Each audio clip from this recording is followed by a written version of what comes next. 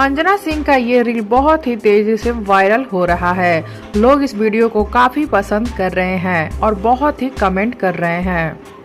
जिस गाने पे अंजना सिंह लिपसिंग कर रही हैं वो गाना है तुम्हें बोलना पसंद है मुझे बोलते हुए तुम, तुम्हें हंसना पसंद है मुझे हंसते हुए तुम। तो ये वीडियो देखने के बाद लोग ये अंदाजा लगा रहे हैं कि अंजना सिंह ये वीडियो किसके लिए बनाई है।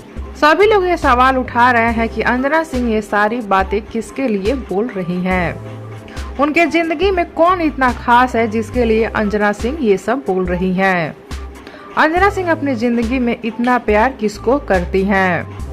तो हम आप सबको बता दें जिसके लिए अंजना सिंह ये गा रही हैं, जिसके लिए सारी बातें बोल रही हैं, वो है उनकी बेटी, उनकी प्यारी सी बेटी अदिति।